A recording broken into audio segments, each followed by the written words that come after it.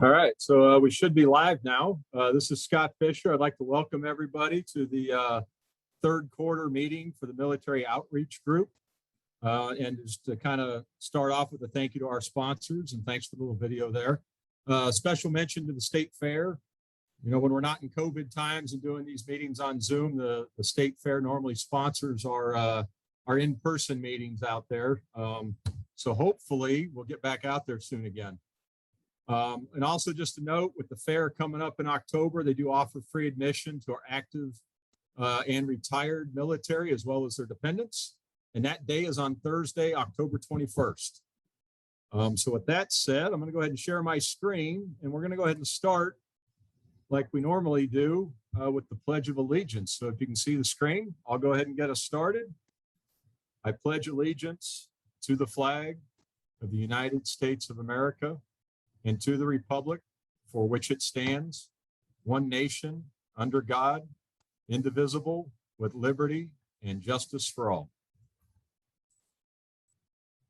It always takes me back doing that.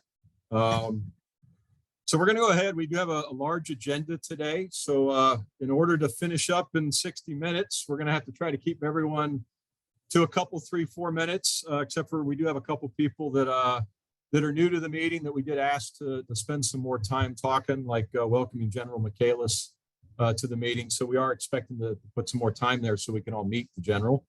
But with that said, to get us started, I wanted to start off with the Washington update. So Susan, I see you're on from Cassidy and Associates. How's everybody doing today? It's not often I get to scoop a general. So hopefully I have information that is helpful and not duplicative of what our other presenters have, and also our congressional delegation has been working really hard. So I just wanted to give you guys a quick update about what's going on in Washington. We started doing this quarterly, and I think it's been helpful. So I'm going to walk through my slides. These are going to be sent out afterwards. There's a lot of information on a few of them that I'm just going to skim over, but I wanted to kind of give you a snapshot of what's happening in Washington right now. Let's talk a little bit about what's going on the schedule. The House schedule the House has marked up a significant number of their appropriations bills, including of note the MIL-VA bill, which funds all of our military construction, as well as defense appropriations. MIL-VA also has come to the floor in late July as part of a minibus. DOD is likely going to follow in a few weeks after August recess concludes. In the House, the NDAA, that's the Defense Authorization Bill, was marked up in late July with a full committee markup scheduled for a couple of weeks from now. I don't know if Congressman Wilson staff's probably hearing the same. We hear that members of the Armed Services Committee will see the bill, the draft bill, and the chairman's mark Wednesday, so tomorrow, and we'll have until Friday to submit amendment requests. So we'll be tracking that for the area as well. As far as the Senate, initially we thought that Senate appropriations wouldn't get started until after the August recess. They did, however, mark up the MIL-VA bill a few weeks ago before they left for August recess. And they also have marked up the Defense Authorization Bill, but they are not filing that bill until after August recess. So we haven't seen all the text that's inside it. We always talk a little bit about earmarks and congressionally directed spending. The House of Representatives have brought back earmarks, aka community project funds. House Republicans have voted to participate in the earmark process, but some members have vowed not to participate, including much of the South Carolina delegation. The Senate's also bringing back earmarks, and Chairman Leahy has issued guidance. They're calling them congressionally directed spending items. From what we understand, Chairman Leahy and Ranking Member Shelby reached an agreement that congressionally directed spending would be split 50-50, since that's what the Senate is. Since there are only 17 Republican senators that requested congressionally directed spending, including Senator Graham, I think that it's going to be a pretty good year for South Carolina in terms of congressionally directed spending. Okay, so I want to caveat, these are some pending legislative successes for the Midlands, and I'm sure that our congressionals will have some other things to color in. But thanks to the hard work and the collaboration with our congressional delegation, we've had some pending successes that are really excited for the region. Two of these were in the president's budget: $34 million for Reception Barracks Complex Increment 2 at Fort Jackson. That's a military construction project. And another MILCOM project at McIntyre for an F-16 training center, just under $10 million. I would like to note that Senator Graham, I believe, was from my first read of the Mill-VA Approves bill, was able to get 2 additional projects added, including $9 million for the hazardous cargo pad at McIntyre. And then in the House and the Senate bill, we had a cost to complete issue of $21 million for phase 1 of the reception barracks complex. It was on the Army UFR list and has been pulled forward in both the House and Senate appropriations, Mark. So that's exciting news. And I'm sure the Garrison folks over at Fort Jackson are happy to see that come through. A couple other things that are happening that we're keeping an eye on for the region is that the House and Senate are focusing, and the Biden administration have a big focus on resiliency. They've added $120 million for what we call the AUSA project, the Energy Resiliency and Conservation Program. I'm assuming, I know that our Garrison folks probably have a wish list that they're going to compete up in their services. So that's exciting news because there's more money to compete those projects up. And then I want to flag a policy win we had. This is inside baseball when it comes to MilCon, but Fort Jackson's cost to complete was starting to push up against the WIP curve. And we had heard that the House and Senate were going to make the WIP curve threshold lower and we wouldn't make the cut. We were able to keep the WIP curve submission above 90 million, which keeps us under the scrutiny from the Army. So that's good news as well. And then to flag for the Guard, in the House bill, there's an additional $150 million to implement recommendations in the 2015 Army National Guard Readiness Center Transformation Modernization Plan, which from what we have heard from talking to Guard clients is exciting news as we start to think about how do we modernize our readiness centers. 50 million of that for planning design and 100 million for construction. I'm going to gloss over the slide, just flag a couple key nominees. Christine Wormuth is our new Sec Army. She was confirmed by the Senate and has taken office. Meredith Berger has been confirmed as ASA for energy and environments and installations. Those are the folks we work with most often because they're the ones who deal with URSIP and installation issues, FSRM, et cetera. And then just nominated a few weeks ago, we now have an ASA for I&E for the Army as well, Rachel Jacobson. So we will be getting in to meet those folks and start socializing them to some of the issues going on in the Midlands. But what about BRAC? We talk about this every time.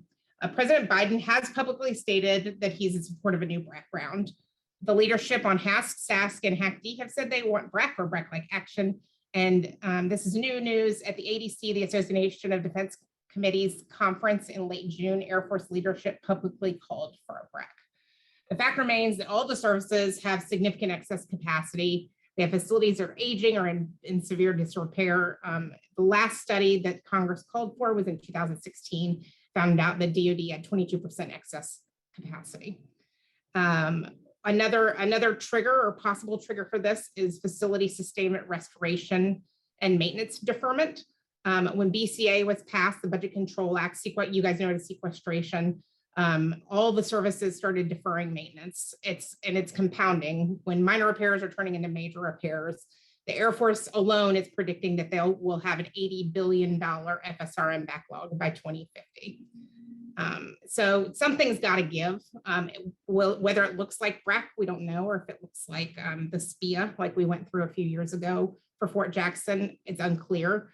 But one other just kind of mitigating factor is what does the COVID pandemic, how does this affect what a defense installation looks like? This is less a Fort Jackson issue, but DoD is rethinking about what does personnel look like on a base? Who needs to be physically present to work? And how much square footage do they need to make that happen? So those are some of the compounding things that we're tracking and will continue to do so for the region. This is our BRAC toolkit. We talk about it in every meeting. What do we need to do? Just to flag a couple of these, we need to compete up our projects through the 2020 legislation. We did that. We need to make sure that we are resilient and energy efficient. We need to make sure we are addressing inside the gate and outside the gate issues on transportation, infrastructure, wastewater, encroachment, education, housing, and other quality of life issues. And I'm going to go ahead and go on mute because I have a fire truck going behind me, and that was my last slide.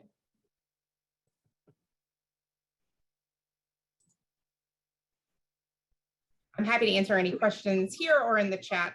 In the chat's probably easiest. All right, there's no questions for Susan. Thank you, Susan, for the update on the especially about the BRAC. We'll start with the congressional reports. I think I saw William Smith on. If you wouldn't mind leading us off from Senator Graham's office.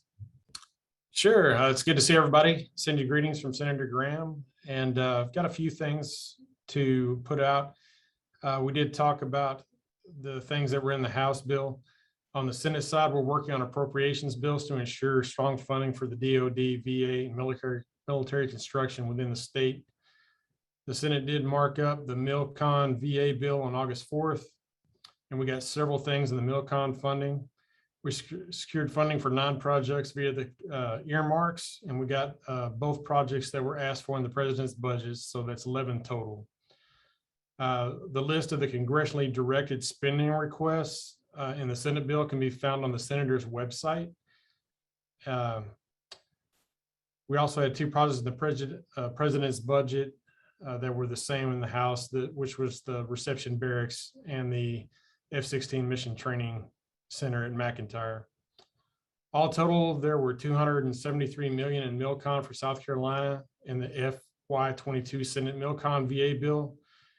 The senator worked to ensure the funding for military construction projects in the state. We still have to get through the conference, and the senator will work hard to include these projects in a final bill. The MilCon construction things I can tell you, and I'll also post the link to the website where you can see them, but it's the aircraft maintenance hangar, Marine Corps Air Station Beaufort, $122.6 million. Hazardous cargo pad at McIntyre, 9. Joint Base Charleston Flight Line Support Facility, $29 million. Joint Base Charleston Fire and Rescue Station, $30 million. The Fort Jackson Barracks, $21 million. Recycle Hazardous Waste Facility, Marine Corps Air Station Beaufort, $5 million. United States Marine Corps Beaufort and Paris Island minor construction projects, $13.7 million. And then there were 2 things that we had that deal with veteran issues in the labor, health, and human services that we put in for. The Veterans Education Expansion and Access in Rural Communities, which was with Northeast Technical College in Churrar, South Carolina, dealing with flight. And Veterans Resource Center, Upstate Veterans Resource Center in Greenville, which is $2 million. The NDA will pass from the Senate Armed Service Committee on July 22nd, 2021, and we're waiting for it to be considered in the Senate. The House Armed Service Committee has had a few subcommittee markups, but it has not finalized its bill, as the main committee markup is scheduled for 1 September 2021.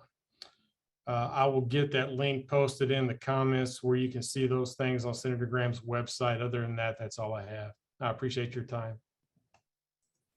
Hey, thank you, William. All right, so we're going to move over to Senator Scott's office. Brianna. Hey, good afternoon, everyone. Thank you so much for having me. I hate that I missed the last meeting. I was out on an agribusiness tour, so this is always such a treasure for me to be on. And I will tell you, it is, I say this every time, but following Suzanne and William is the best thing that I could do. So they cover everything so wonderfully. But I will say this, instead of recapping everything that they said, I've told and met with a number of people, and this is a good group to tell this to, in regards to things. If you know anyone or know anyone that needs assistance with someone who is trapped in Afghanistan, please give our office a call. We have received, I'm sure Senator Graham's office is the same way, we received a large number of calls. So we are here to help. Please get those to us, to William and I, we'll get them to the right people. And then also just tracking again, veterans, if you know of anyone who needs assistance there, please contact our office. So on my update today, I will do a constituent services update and just let you all know that we're here to help you. And you can send anyone our way. Susan, I know, has my email. You can drop it, or I'll drop it in the email comments if you ever need anything. We're always here to assist you. So it's great to see everyone, and hopefully we'll get back together in person soon, I hope. Thank you, Brianna. Okay, so we'll go to Congressman Clyburn's office. Mr. Larry Ward. Yes, good afternoon. I have a few things I want to talk about today. The congressman is supporting a $113.1 billion VA affairs package. He's also supporting a rural VA health initiative. That's going to be about $307 million. He's also supporting a package for McIntyre. Don't have a dollar figure for that, but he is supporting a package for McIntyre with their priorities. He's also supporting a university that supports that works with the military. He's supporting a funding for them also. And he's still supporting the F-35 project at McIntyre. And he and the general talked about that the last couple of weeks ago. So that's all I have from the congressman today. And thank you. And thank you, Larry. So how about Congressman Wilson's office, Mr. Alex Morris? Yes, good afternoon. From our office, we were grateful to have two bills that the congressman wrote that were in the Military Personnel Subcommittee mark, the Reducing Barriers for Military Voters Act and Representation for Exceptional Military Families Act. We're hoping to see those signed into law. We will see more next Wednesday, September 1st, when the NDAA goes to the full committee. Additionally, I want to echo what Brianna said. We have been fielding a large number of requests from people who serve with interpreters or have friends or family in Afghanistan. Please contact us. We're doing everything we can to get those people out. And to that effort, the congressmen, they are back in session this week to vote on the infrastructure bills. While they're up there, there were several classified briefings on the situation in Afghanistan. It's changing rapidly, as we all see in the news, but we're just doing everything we can. And on a brighter note, I just want to say thank you to General Michaelis. He hosted the congressman and myself and the staff out there last week at Fort Jackson. We got an update on the Army Combat Fitness Test, its implementation, and I believe we're now on the third iteration of that test. They were very gracious, and we learned a lot and even got to see the congressman participate in some of the fitness events. So thank you, General. Okay, thank you, Alex. We're going to shift gears from the congressional reports to the military organization updates. And with that, it is my pleasure to introduce General Michaelis to his first military outreach group meeting. General. Hey, it's good to be here. Pat Michaelis here at Fort Jackson. I've had an opportunity to meet many of you over the course of the last 60 days. I have been in command for 60 days, filling some big shoes with Biggs, but we're still hooking and jabbing out here at Fort Jackson. I will tell you, it was great to meet Representative Wilson. If you had seen him on the ACFT, he was doing pretty well with that. Also, we had a staff del from Senator Graham's office. It was good to meet his team out here, and then some time with Representative Mace in the virtual space last week too. So lots of interest in Fort Jackson. It's good to hear all the interest coming from you on making sure we're good partners with the Midlands here. From a MILCOM perspective, Sims Lake, it will probably be complete here by the end of this month. That was a $20 million project that you're all aware of, and maybe it'll be a shorter drive for me to get to my office. BCT4, the dirt is turning just off of Hampton Roads. Hampton Road up by Hilton Field, and then the reception complex. We know that the money's been allocated, and we'll start to see some dirt turn here pretty soon. We have seen 3 of our major projects get slipped to the right in the facilities investment program that's run by AMC. That's the Drill Sergeant Academy expansion. That's repair to our CDCs, and also the Basic Combat Training Complex number 5 itself. We know that we're looking at funds across the Army. We got a $68 billion bill with $13 billion allocated against it. So we recognize where we're at in that. A little bit about myself. I'm an Army brat, born in Germany, moved 27 times in 49 years. I consider Texas home. But now that I'm in South Carolina, I'm now from South Carolina. So I appreciate being part of this team here. The 4 things we focus on here at Fort Jackson, 4 lines of effort that I'm sure General Beagle had talked to you about before. The first 2 are linked together, which is BCT combat training, 45,000 basic trainees we bring through here. We can scale up to 55,000, and also an additional 12 to 15,000 that go through the various schools we have here on post. That is our bread and butter, basic combat training. We also focus on leader development to make sure that we are a premier leader development institution here when it comes to the Adjutant General School, the Chaplain School, and also the Leader Training Brigade. The other side of it, much more intimate with you all here, is quality of life and outreach. As I've been here on the ground for 60 days, quality of life and turning on the lights, Fort Jackson as a response to COVID has been a big push. Making sure that our residents, the soldiers, the civilians, their families that have access to resources and to each other, to make Fort Jackson a community of excellence for the Army and for the nation itself. And just so you all know, if you've got folks that need to be hired, we have 200 job positions open in our morale, welfare, and recreation, and trying to get all those things stood up. I've been in direct comms with Installation Management Command to make sure that we can start hiring commensurate to local wages, because we know the labor shortage is where it's at. The other opening that I signed some paperwork earlier this week, and the garrison commander will start putting out some guidance on it, is we're going to open up the post to services such as Uber, Lyft, Grubhub, all those sorts of services type activities that may not have had access to post. But if you're credentialed to be able to come on post from our security perspective, you'll be able to get a pass for a certain number of months itself. This is a quality of life issue for me, and the risk is worth the reward. The other line of effort that we're focused on is outreach. This is a perfect example of that. We believe that we're very strongly a part of this community, and for all the right reasons, to include what Susan was talking about with BRAC itself. So we keep a close ear on that, and I haven't heard anything from my perspective on it. Finally, just an update right now. I have elected to keep Family Day and graduation activities happening on post here, even in the middle of the Delta variant, but I've put some protocols on it. We know that there's a huge investment in the local community based on those activities.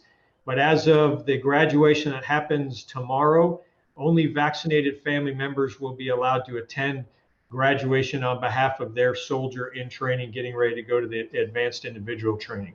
Why is that? It's because what I need those 12, anywhere between 800 to 1,200 soldiers that get trained here, I need them to go to the 23 other locations across America safe and secure. So protect the mission and protect the force continues to be a point of emphasis here.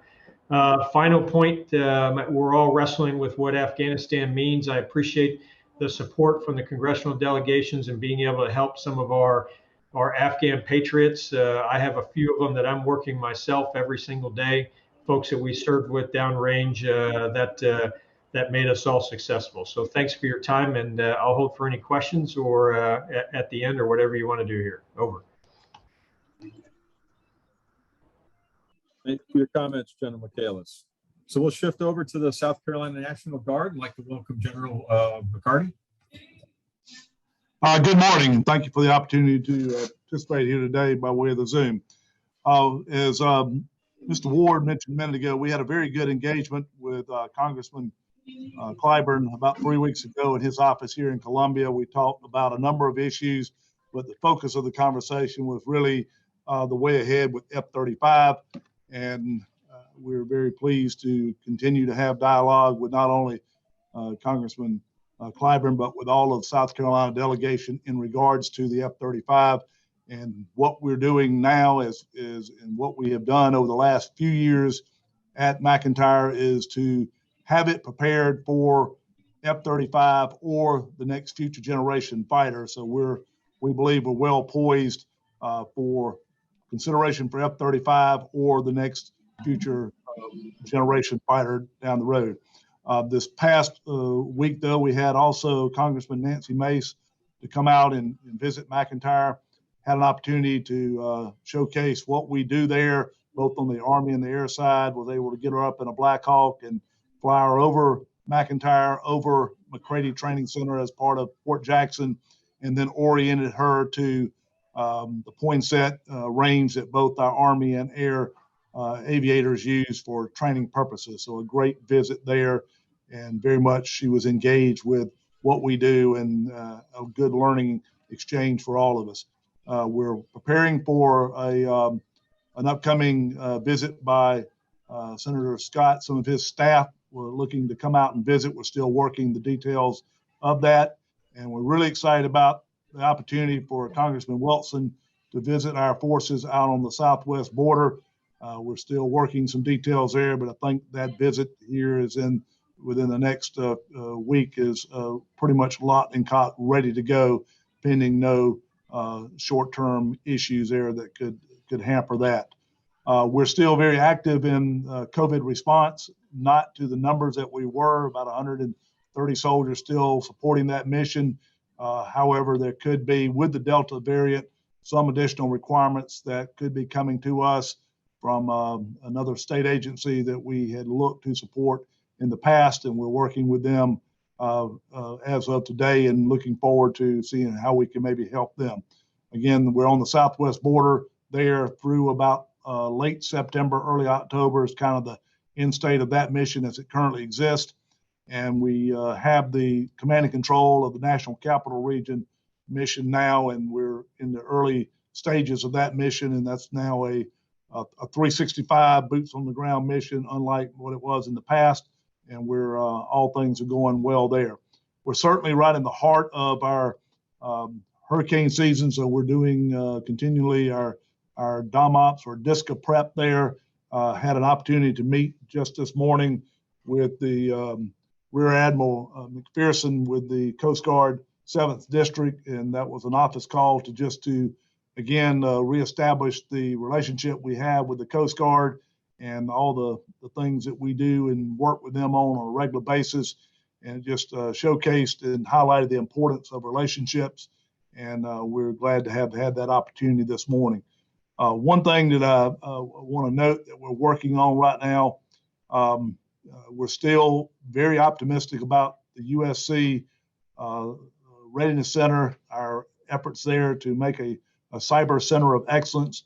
We have the money now through the state to fund the Readiness Center part, and we're pretty optimistic now that the balance of the 10 million that's necessary to build out the actual Readiness Center will be funded by the state through either dollars associated with the mock settlement money or through other means that the state has.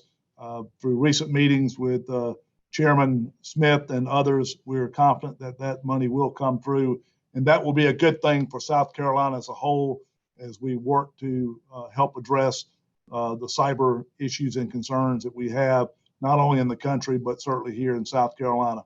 The last note is a little bit more of a somber event. Obviously, we know, not getting into the policy or the politics in it, but last week with the situation as it's unfolding in Afghanistan, a lot of our service members, not only with the Guard, but active duty that reside here in South Carolina, are having issues, concerns. Many of them may have already been struggling with some behavioral health. We're seeing a pretty significant uptick in some of those calls come in. Met this morning with our service member family care and our survivor outreach services to look at how we can better reach out and serve any of those service members, either specifically that were veterans of Afghanistan or of any of the mobilizations in support of the global war on terror. And this will not be just a Guard centric. This will be all component, all those that reside in South Carolina. And we're working to just try to work through some of those situations there that we know that many of them are dealing with. And as we firm up some of the events that we're looking at and trying to get started up, I'll certainly make that aware, make that information available to this group and beyond as we can. Subject to any questions, that's all I have is the Army side of the update. And I think we have, I think Colonel Dobson is on the list, but I think I see Major Bryant there, Diesel, that's probably going to be the one giving that report. So thank you from the Army side and the National Guard side as a whole, and I'll turn it now to Diesel for the Air Guard. Thank you, General McCarty. Colonel Dotson did call in sick today, so you guys are stuck with the B team. I'll try to make this fast for you guys.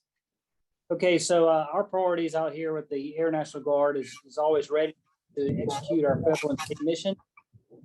We stand ready to protect the force and also to partner in community engagement. Our lines of effort are to improve our strategic basing posture and military value, to continue to modernize our infrastructure out here, and to advance our partner engagements. But some of these strategic efforts that we continue to work on is our push for F-35 basing here at McEntire. We're also in the middle of F-16 aircraft modernization. And we also have a pretty significant runway modernization that we have going on, which should be awarded in the next month or so, and partial runway closure early calendar year 22. Our fallback is we're going to be operating out of Columbia Metropolitan Airport for a short time. So if you see F-16s over Columbia Airport, that's actually good news.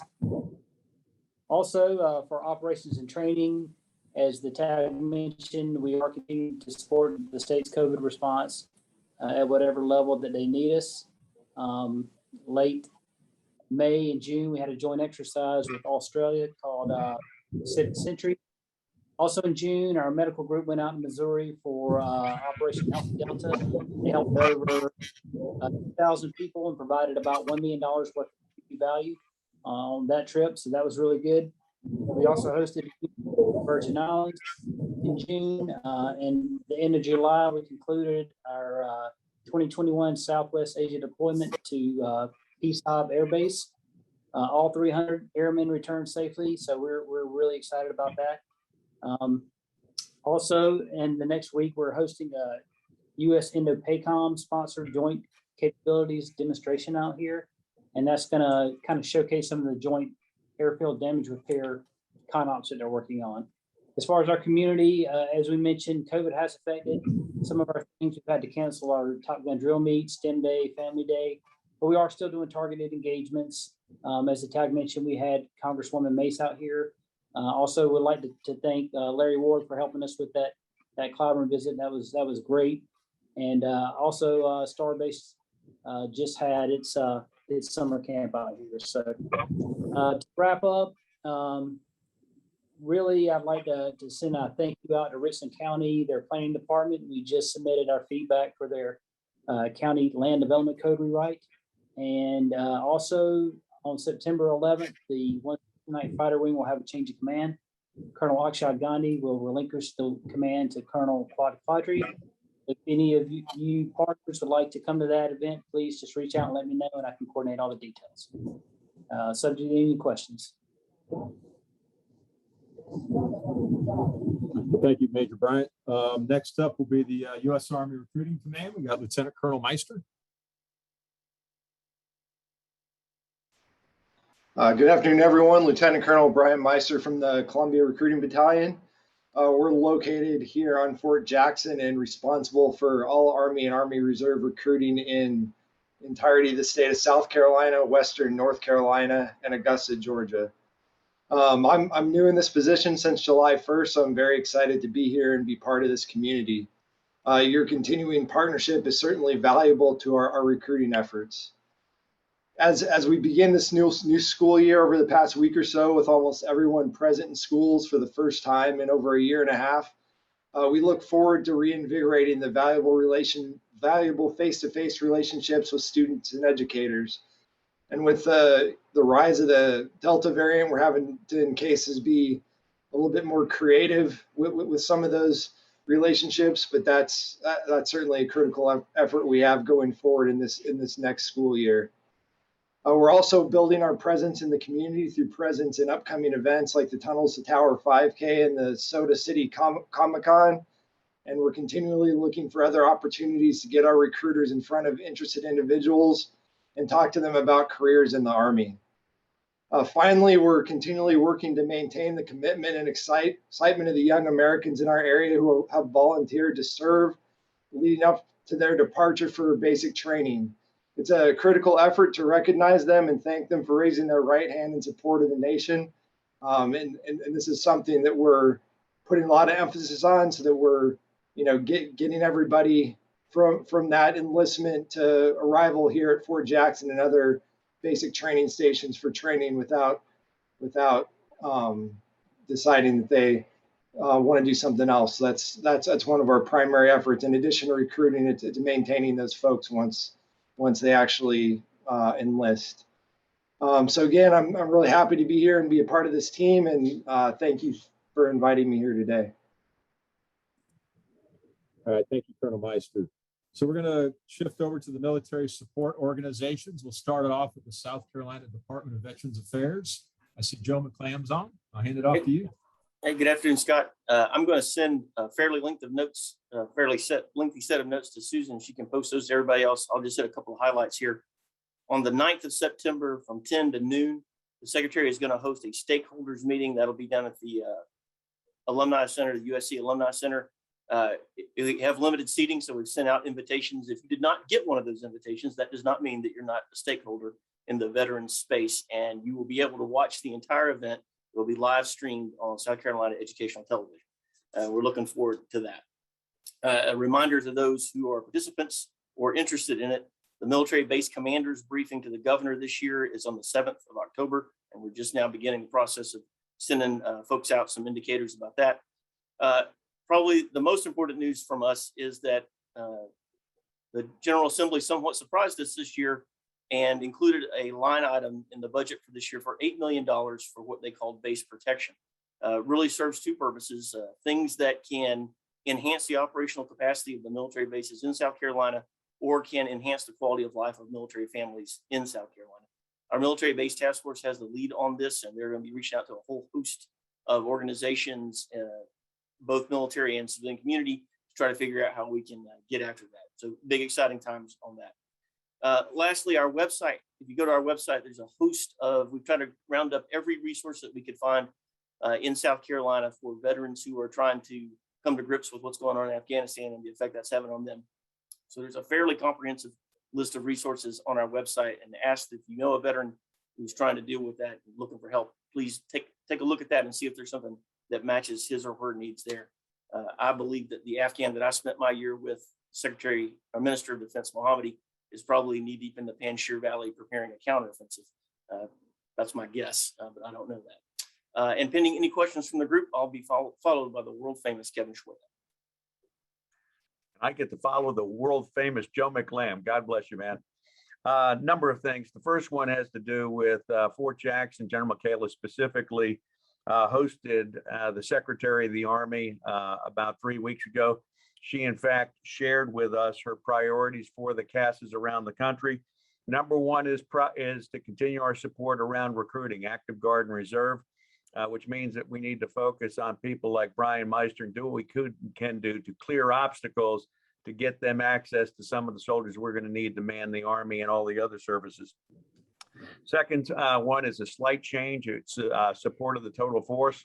The previous Secretary of the Army was focused primarily on integration of the Guard and Reserve.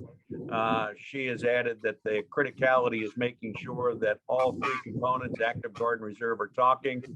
General McCarty and General Michaelis have already had that opportunity to come together and to share ideas. Very helpful. The last one is a focus on soldiers for life. And that means doing what we can do to check on the health, welfare, and education and well-being of our veteran population. One of the things that came out that was interesting, and I didn't realize this, we're going to have a celebration of 100 years of CASAs. I didn't realize the program had been around that long, but in the beginning of next year, we will hit the 100th anniversary.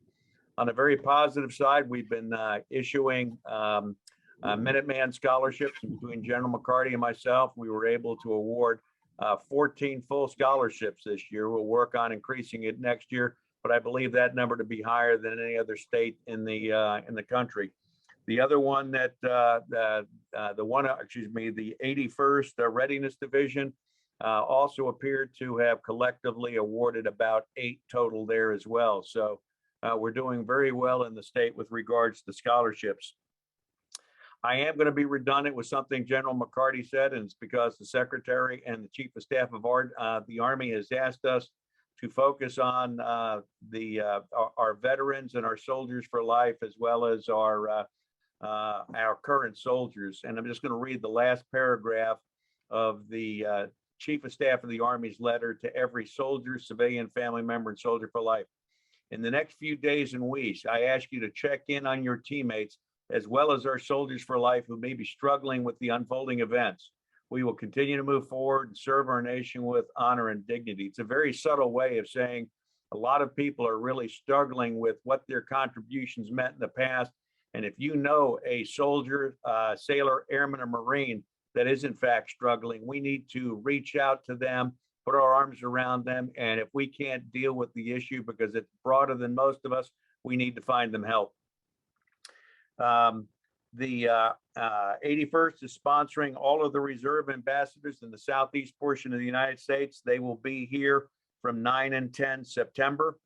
And I'm going to jump past that right now with regards to a couple of quick announcements. One is the DMV, one is the USO, one is whatever we call Fisher House. With regards to the DMV, new law was passed as the session was closed that recategorized every license plate in the state. There are 50 of them, thereabouts, for members of the military. So if you fall into the category and you've got a plate that is issued for valorous awards from the Medal of Honor down to the Soldier's Medal, Distinguished Service from Legion of Merit down to the Palmetto Cross, exemplary service from Gold Star family members to Purple Hearts, these license plates will include free parking and free registration.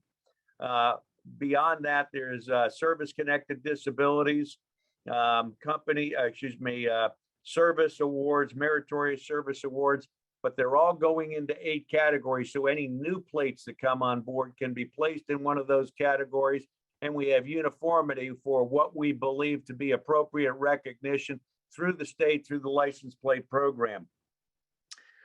With regards to the now putting on my USO hat, my hat's off to Joni and her team, and I want to share with you what's absolutely amazing. Most people don't know that the 82nd, when they deployed, did not deploy out of Pope Air Force Base. They deployed out of Charleston, and they went down and they personally got involved with feeding and entertainment and the whole 9 yards of, I can't get into OPSEC with specifics. Suffice it to say, it was thousands of soldiers during some of the most adverse times, and they did a magnificent job. They celebrated Christmas in July with the Coast Guard and Navy. They did 3 Operation Read and Feed events and provided a meal to the Navy at McCready. They also supported hundreds of National Guard soldiers during their AT 4 through 19 June. They had 2 formal deployments out of Shaw Air Force Base. I won't go through the entire list of everything else because it'll run together. Suffice it to say that they've increased their mission delivery moments by 40% since 2019. They're overused, abused, and they probably need your money. So where can people help? They really need bottled water and prepackaged, individually wrapped snacks to keep up pace with the deployments and their support of soldiers, sailors, airmen, and Marines. And the final thing I've got has to do with the Fisher House. The Fisher House is, in fact, going to break ground this fall. And they look for any support that anybody can provide. The donations, the key for them is anybody that has got access to large organizations that can support them so they can build a Fisher House at the Dorn VA site would be greatly appreciated. Subject to your questions, that's what I've got. Thanks for the great update, Kevin. Next up, I'd like to introduce Jennifer Harding, the State Chair for the Employers Support for the Guard and Reserve.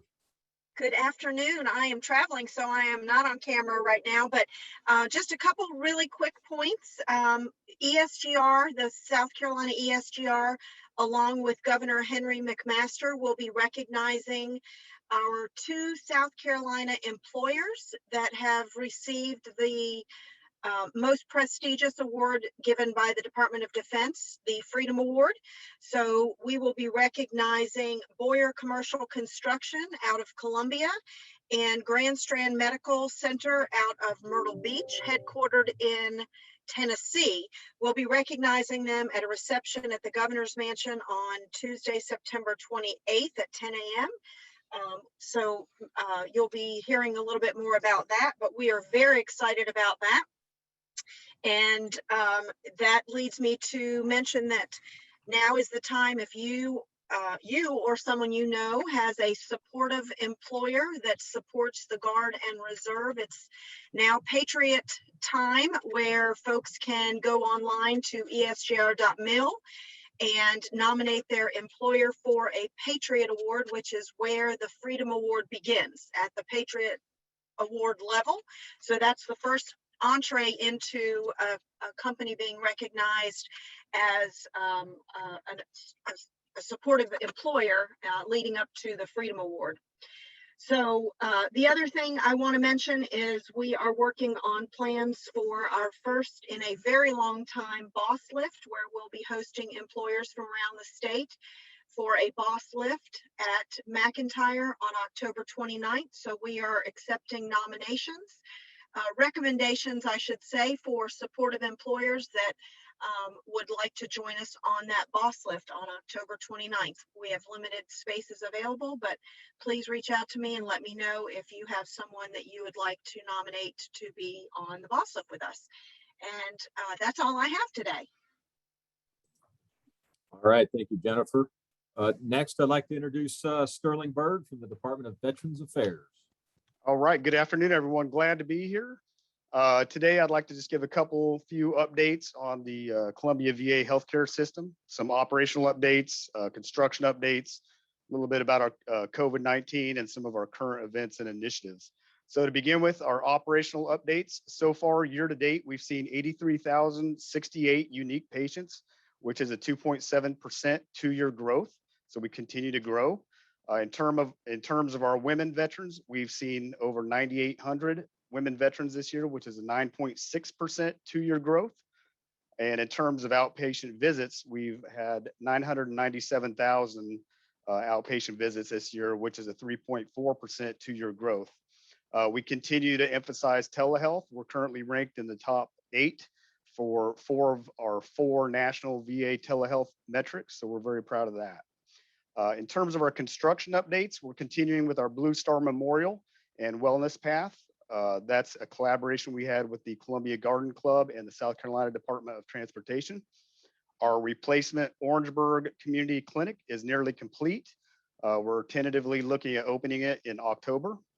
Our replacement Sumter Community Clinic, the site prep and foundation work has begun.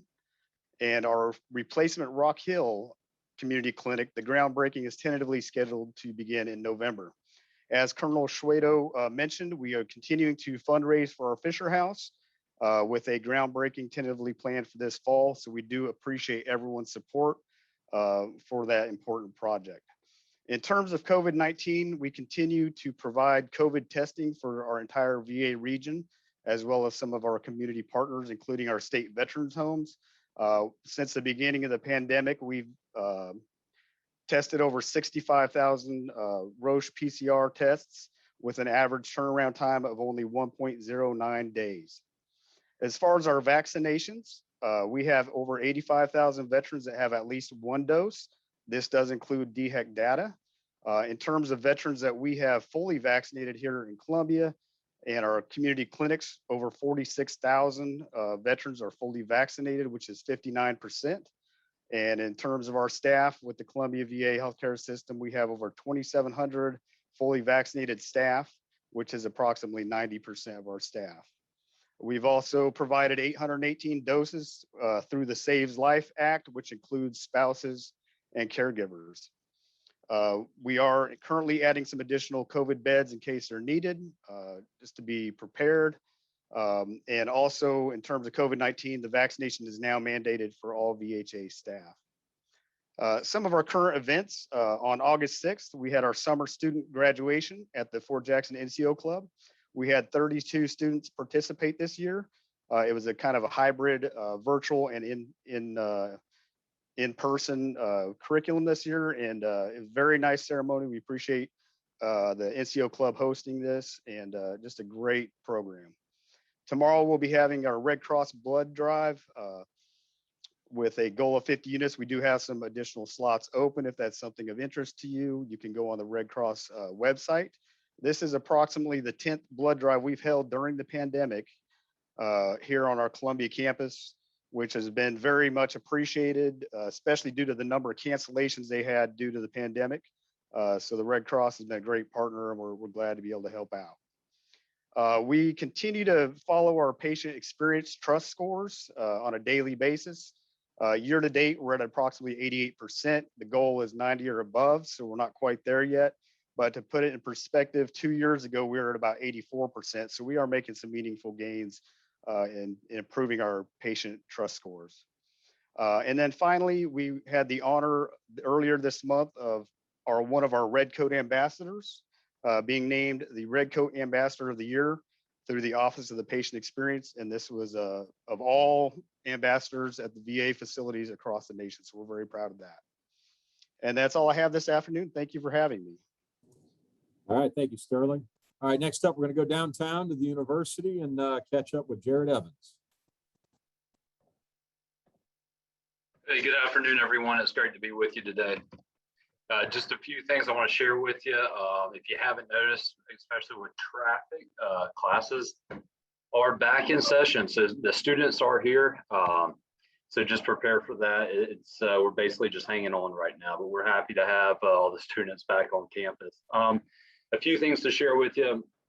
Jody Salter, who's been the university lead for all things cyber, her 4-year cyber intelligence degree went live this fall. So we're very excited about that. I've had seen some really good enrollment numbers coming through on that degree. And to piggyback off that, the university is hosting a cyber summit October 26th and the 27th. It's going to be a review of the degree, but then also discuss things like federal mission areas and critical need, as well as identifying gaps to address both at the state, federal, and academic levels. So wanted to share that with you. I know Jody's reached out to several of you on the call and is engaged in conversations to ensure y'all are tracking that summit. That should be a great event.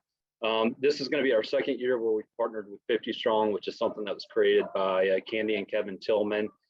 It's a great opportunity to give veterans, transitioning military service members, military spouses, opportunities to engage with Fortune 500 companies directly who have very strong military and veteran hiring initiatives. Our first event this year is Thursday, August 26th at 3 p.m.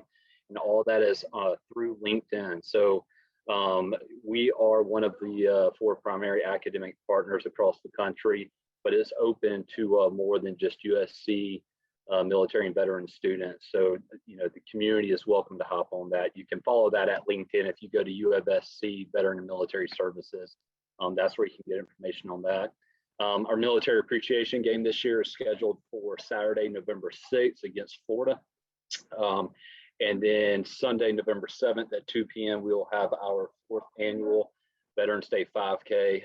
As Kevin mentioned earlier regarding Fisher House, all proceeds of the event go to support Fisher House. The event's generated $32,000 in the last 3 years. We have a goal of raising $20,000 this year. The only other 2 things I'll leave with you, I just always like to remember just to emphasize in case we have anyone new on the call. With our military tuition rates for active duty, we've capped that at $250 per credit hour to align with tuition assistance. If you're part-time, if you're a full-time student, your tuition is capped at $3,000 per semester. So it's a really good deal, especially with tuition assistance, CAP, VA benefits. There's a really good opportunity to get a degree at USC and not have to pay a penny out of pocket using the educational benefits at your disposal. And the other thing we did a year ago was we have made a policy change. So for South Carolina residents who decide after high school that they do want to serve in the military after 2 years of service, they no longer have to submit a ACT or SAT to get admitted to USC. And so that's something else I just want to remind the group. So It's great to see everyone, and that is it for USC. Thank you, and hope you have a great week. All right, thanks, Jared. Next, I'd like to introduce Lisa Allen from Shaw Air Force Base.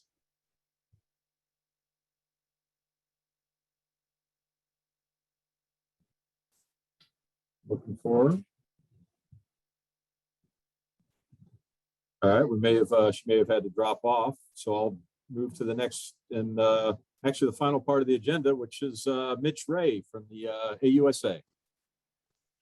Hello, everyone. Again, Mitch Ray from the Association of the United States Army. I'm here today to let you guys know that we have an event coming up where we can all safely come together, play some golf outside.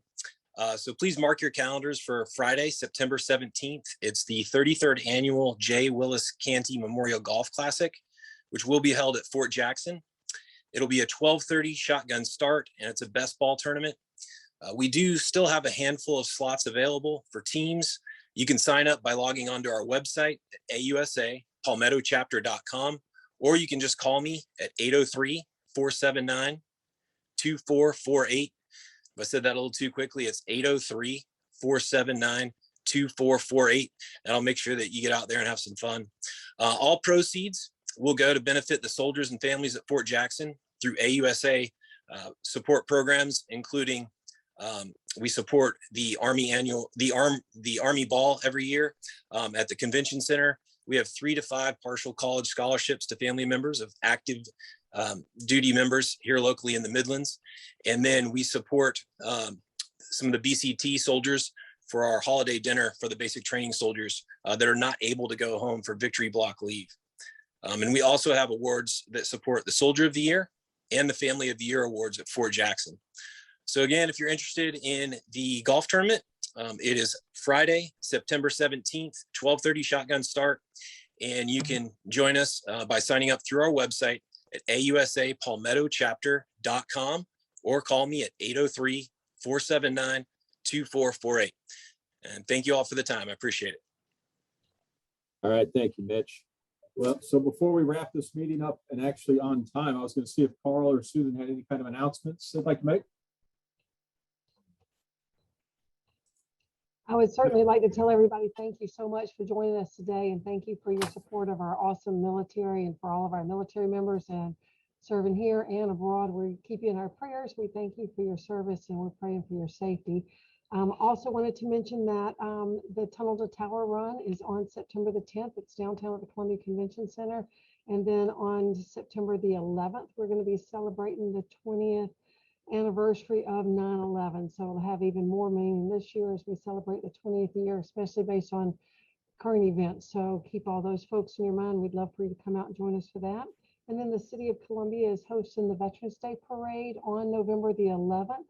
And so we are looking for a large crowd with not only our Fort Jackson and the National Guard, but with our local schools and local communities. So veterans will be out in force. So we look forward to you coming out and showing your support. And thank you. All right, thank you all for your participation today. Look forward to seeing you at our next quarterly meeting, which is scheduled for November 16th. Can't believe it's going to be November already. I know. And I will send out all of the information from our speakers today and the flyers in a follow-up meeting, so everybody has the advantage of those notes and those opportunities. So thank you. Have a great, safe day. Thank you all. Scott. Thank you.